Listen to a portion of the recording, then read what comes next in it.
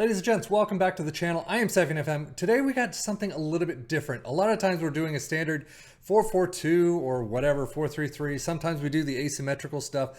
This time we have a 3-2-2-2-1. I don't know. It looks kind of like a spaceship to me, but you got a 3 and back system. This is from someone calling themselves DDarRkNeSs, and they use Dynamo Dresden in the 3rd league of the German league. It looks like they, in the DFB Pokal, they lost the final against Bayern. So 3rd league doing a fantastic job there. So maybe I should have used this in the German league to see. But so far in some of their pictures, Dynamo Dresden 38-0, no losses, no draws. Goal differential 113 points, 114. We didn't see that here. We'll get to those results in a minute with our 3 teams, as we always use, of Tottenham, Wolves, and Newcastle.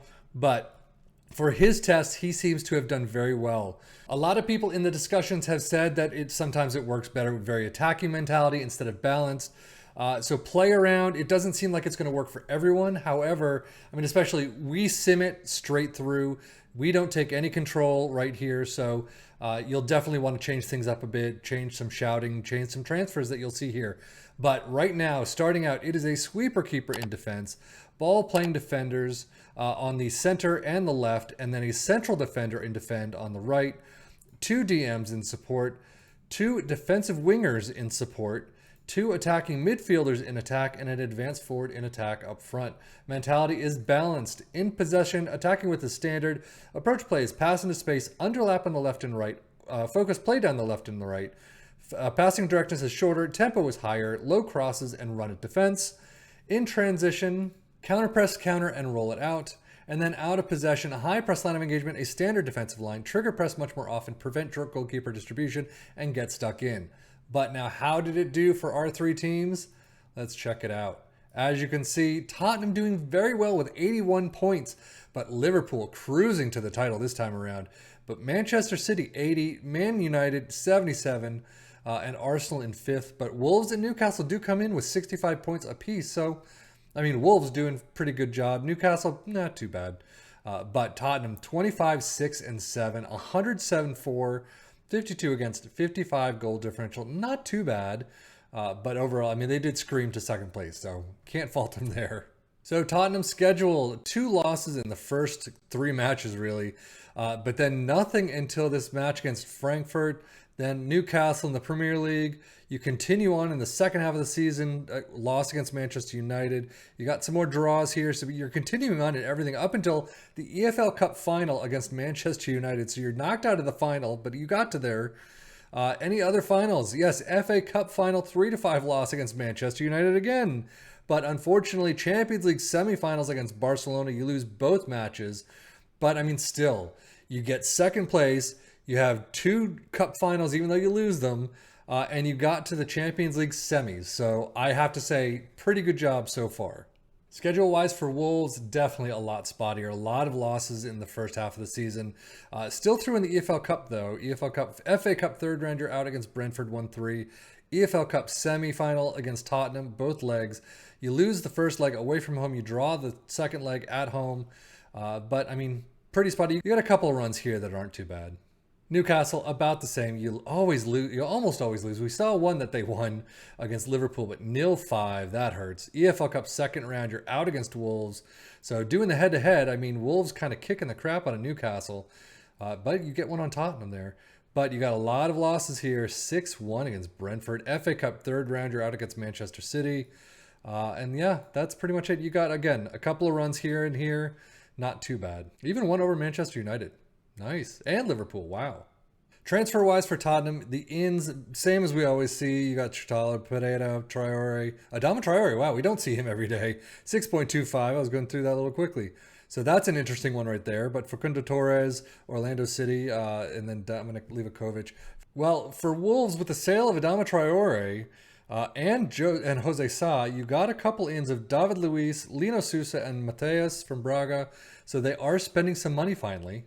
And then Newcastle, Shakir, Vallejo, and Rigue from West Ham, 4.9 million. They spent some money too. Could have probably spent a little bit more, but Skriniar for 31, 35 for Botman, Isaac for 60. They've spent enough already. Squad wise, Kane, Son, Kulisevsky, all up there in the 44, 45 appearances mark. So not too bad. Goals, Harry Kane with 60. Now that's a tally right there. I'm very interested to see how much he actually got in the Premier League. But Kulisevsky with 27 and Danjuma with 18. So all around, I mean, spread out a bit, but that 60 is a wonderful number for Harry Kane. But assist-wise, Pedro Porro with 26, Danjuma with 26 as well, 22 for Son, doing pretty good job. A lot of green, too. Danjuma with 7.58, Harry Kane with 7.48, Kulisevsky with 7.4. So the squad is really gelling together and coming in second place. Definitely shows that. Wolves appearances, as you can see, squad-wise, Pablo Sarabia with 44, Cunha with 40, as does Neto, 40 with +3 for Cunha, and Neto with just 40. But goals-wise, 32 for Jimenez. That's a great tally as well. 19 for Sarabia. Cunha with 15. Cunha kind of dipping there a little bit. Assist-wise, 27 for Sarabia, 11 Cunha, and Neto with 10. Not too bad. Definitely lower on the greens, but look at that. 7-2-3 and above. Those are the greens. 7-5-3 for Sarabia is fantastic. And only 37 appearances there, top for Bruno Guimaraes. For Newcastle, Almiron with 36 +1 and Isaac with 35 +2.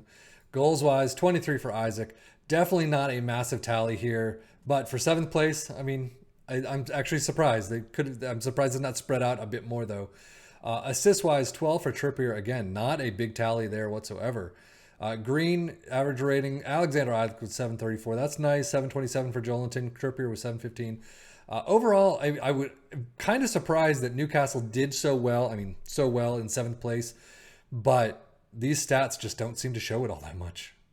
Data Hub, you can clearly see shaky defensively, very good in attack. I mean, these three attacking numbers, as we always see.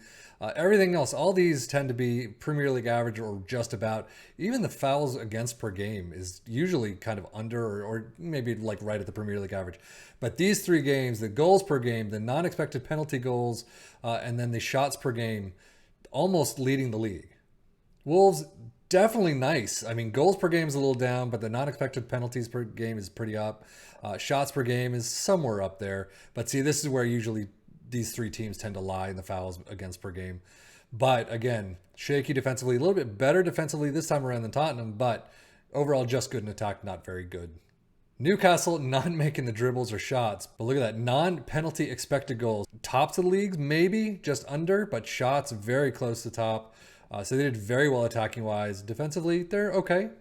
And then Premier League stats wise, you can see Tottenham with 107 goals, Wolves with 83, Newcastle with 72, tied for Liverpool with Tottenham. That is a massive amount. A few shots against, Tottenham, Wolves, and Newcastle are all in there, so they're doing something there. Most possession, Tottenham, that's surprising. Dribbles made, nobody. Fewest conceded, and most shutouts, Tottenham's in there. Most tackles won, Newcastle and Wolves picking up some defensive pieces. Best pass completion, no one. Shots for all 3 teams, but 682 is the tops for Tottenham. Man City was 758 and Liverpool was 717. So I'm surprised Tottenham didn't do all that well. And Newcastle even had a higher shot return, I thought, in the data hub. But, oh well, most points per game where you would expect them. Most goals overall, 35 for Erling Haaland. Harry Kane, though, with 32, an amazing amount right there. And you can see with the 60 that he's got in all competitions, that is a massive number. Raul Jimenez with 26, also massive. Isaac with only 23. Pretty good, but still, definitely he's had higher up there. But most assists, Sarabia with 20, Son with 17, Danjuma, Porro, and Trippier all up there as well. I mean, 15 to 20 is a fantastic number, or set of numbers right there. Most player of the match awards, Isaac with 10, Danjuma, Jimenez, and Sarabia all up there with 7. Not too bad. Pass completion, Dyer in there. Nobody for dribbles made. But fewest conceded, Livakovic, Shakir, Mateus, and Lloris. I mean, they're all in there. Well done. Most shutouts, though, not so much. But most tackles won, Trippier and Nunez doing all the work. Pedro Neto doing some with 93. Most key passes, Trippier and Sarabia. Now that's where you like to see them. 155 key passes for Trippier and Sarabia 151. Those two are some fantastic passers. But most shots, Isaac, Kane, and Jimenez, 187 all the way down to 130, and even 102 for Cunha. He's just not brought into these matches, apparently. I don't know if something happened to him. Did he get injured? No, not even a little. No injuries whatsoever. But, I mean, overall, It has been a fantastic season for Tottenham. Wolves pretty good, and Newcastle, man, not too bad. But I mean, 81 points, second place, Champions League next season. I would pick it up. I would take a look at it. If you like that type of tactic, definitely check it out. And again, try it out with very attacking, positive. See how the different mentalities work and if they do good things for your team or not. But that is it for me, Safian FM, for the Football Manager blog channel, saying thank you as always for watching. Take care and enjoy.